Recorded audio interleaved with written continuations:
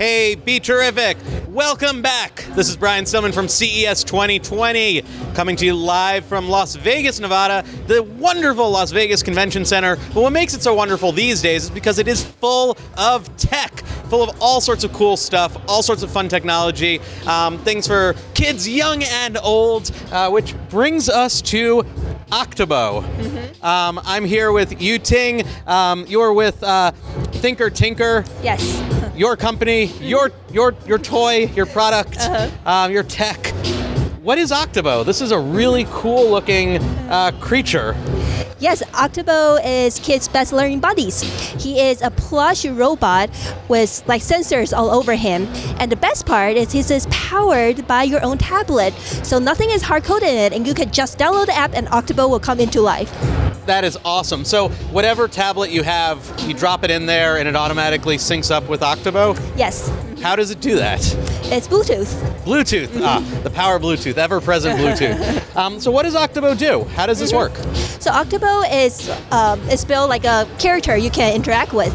So there's like sensors in him, so he can react to tickles. I see him smiling and shake hands. He doesn't like you to poke his eye.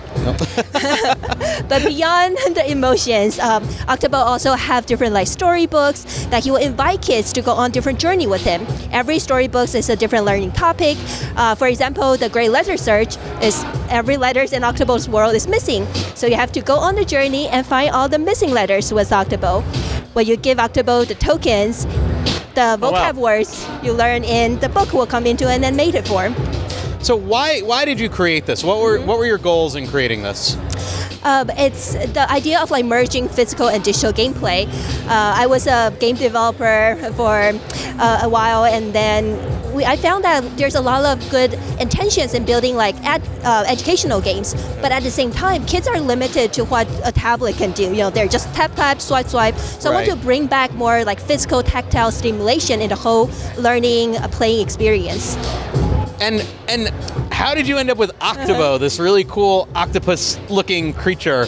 It's very sci-fi, but also very cute and very strange. And where'd that come from? Yeah, I know I want to build something different, not another like teddy bears or another like rabbits, because like our kids are different in their unique way, and I want Octobo to have the same idea. Like he's smart, he's unique, and we build like a whole story, the Octobo universe behind him. So he is like this like smart like octopus with like one eye living in a village called Pudsmo. So you developed this. Were you concentrating more on the tech side, on the design side, all of it? How much of this were you focusing on originally, and then how did that grow out into this bigger idea? Yeah, Octobo started more like a controller, so it actually is my master's thesis when I'm studying my MFA in interactive media at USC. At that time, I am experimenting in like physical controls for the mobile world. And because we see a lot of product out there, it's a second screen experience, which you play with the physical stuff, but the screen is like a separate device.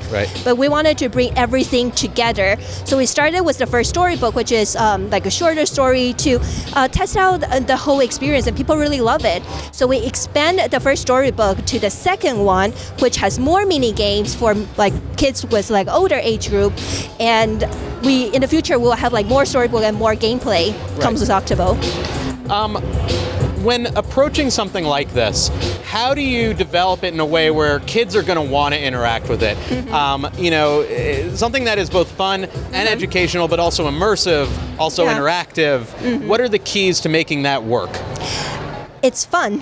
Like you have to make kids feel like engaging is fun. It's not like they're learning something. So Octobo is like an open platform for them to explore. So I never like put in any like instruction in the book. It's not about like learning. It's all about an adventure, like a journey with Octobo, and to like all of the cool places and find all of the cool things. What are some of the things Octobo can do? Can you sort of demonstrate some of the different interactions you can have with it? So, for example, like the X token would trigger music game. So it's like a Guitar Hero game. You can see like different like tokens falling off, and then Octobo's arm is color coded. So you have to like grab Octobo's like different arms. Oh, okay. To play this music game. Yeah. it's hard Whoops. to go I am from the doing one this- side, but yes, kids are I'm good failing with at it. this miserably. Octobo either does not like me or I am just too old. Probably too old. Yep. There's also like audiobook mode, like a spelling game mode. Octobo can do like a lot of different games with kids, and we're also expanding the platform. Now I see it says ages 3 and up. How is this the type of thing that can move with kids through the different ages as they Yes. get older? I think that is a big differentiator for us because we see Octobo as a platform, not a one-off toy.